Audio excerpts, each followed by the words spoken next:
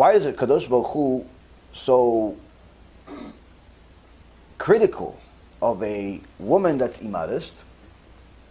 Because, Rabotai,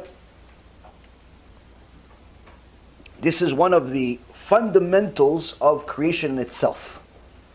When HaKadosh Baruch Hu says to Am Yisrael, Kedoshim tiyu ki kadosh ani, you be holy because I am holy,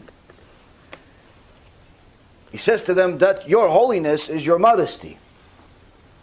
But that holiness didn't begin with you, but rather it began at the time of creation. When? Literally creation. The Midrash Rabbah in Parasha Yudchet, Chelek Bet, 18:2. After you read this Midrash, you'll see how foolish people are when they say, no, I only read the written Torah. I don't go with those Midrashim. It's all fables and fairy tales. You know what that means? Anytime somebody tells you a Midrash is a fairy tale or it's a nonsense, you know what that means? They never read it.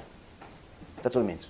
Because the amount of wisdom that you see in the Midrashim, you simply will never arrive at an inkling of Yirat Shamayim without it. But let's see. Rabbi Yoshua of Sichnin said in the name of Rabbi Levi, from the word Vayiven, we learn certain things. What do we learn?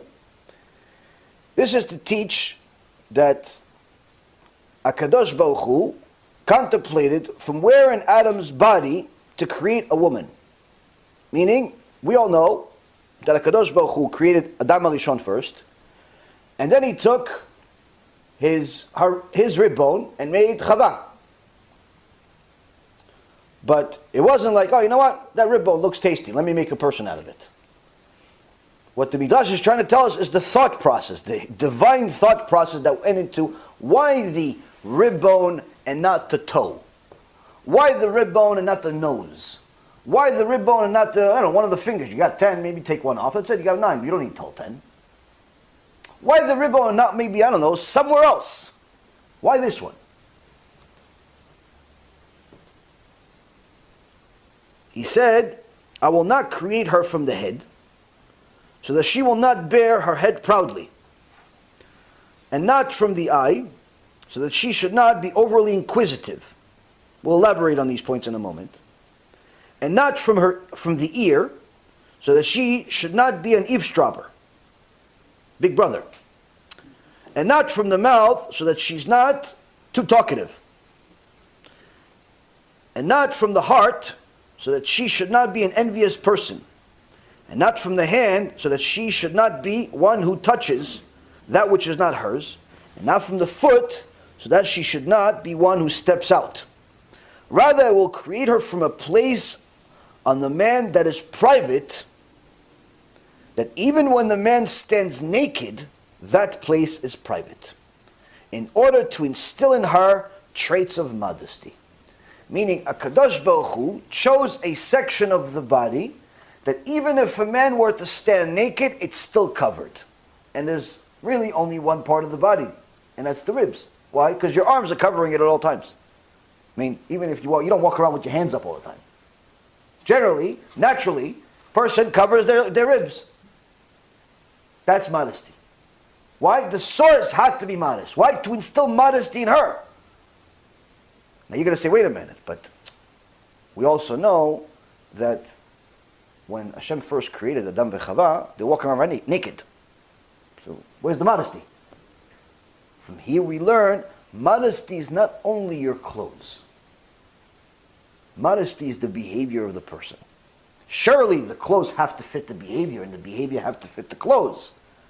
But the point being is that from here we learn that yes, Hashem created them to be naked. Only because they sin are they now, and we are supposed to wear clothes. But modesty was still expected from the moment of creation despite being naked, because modesty in its real source of it is the behavior of a person. So then he continues, and with each and every limb that God created in the woman, He would say to her, be modest, be modest. He put the little finger in there, be modest. He put another finger, be modest. Put another finger, be modest. Another finger, be modest. The jaw, be modest. The toes, be modest. And so on and so forth. Every little inkling of the woman's body, every bone, every, anything that He has in our body, He talked to us, said, be modest. That's your whole job in the world. And yet, nevertheless, God said, and you rejected all my counsels, as it says in Proverbs 125. V'tifriu kol ha'etzati. Despite all my advice, I told every single finger to be modest, every toe to be modest, every leg to be modest, every head to be modest, you still didn't listen to my counsel, He says. You still didn't listen to my counsel. I did not create the woman from the head, yet at times she bears a head proudly, as it's stated in Isaiah 3:16, because the daughters of Zion are haughty, walking with outstretched necks. She walks around conceited. Why? She just finished her diet. She lost 50 pounds, so she wants the whole world to know. Look at me, look at me. Hashem doesn't like that. You lost weight, you gained weight. Who cares? Your husband, Baruch Hashem. You, Baruch Hashem. Everybody else shouldn't even know. Shouldn't even know. Why? It's not their business. If you want your body to be everybody else's business, it's the opposite of the point of your creation. The second you tell the world that your body's public property, you are now literally working against the instructions of the manufacturer. Because he told you the whole point of why I didn't take a piece of Adam HaRishon's head and make the woman out of this is so she's not proud. She's not arrogant. But you, talking about your body, talking about your things and this and that, all types of surgeries, what are you doing? You're not listening to Hashem's counsel. And not from the eyes, yet at times she's overly inquisitive. As it's stated, and gazing eyes. What are you doing? Nothing.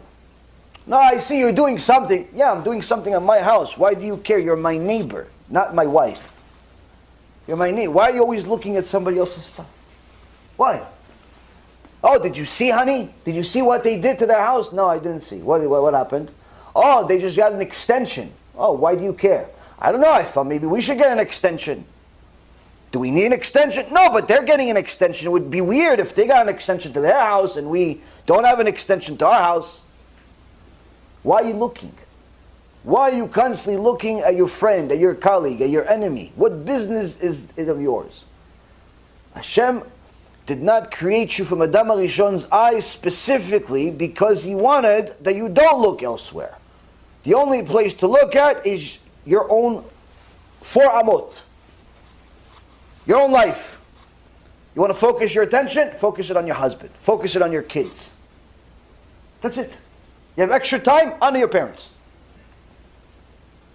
That's it. Finished. More extra time? Do chesed. Kindness. Go find some poor people. Feed them. Why are you wasting all this time looking at everybody else's life? Because once you do that, Lashon Hara is its brother. You start looking, you start talking. It's one comes with the other. It's a package deal. 2 for 1. Same price. When you do it, you're defeating your whole point of creation.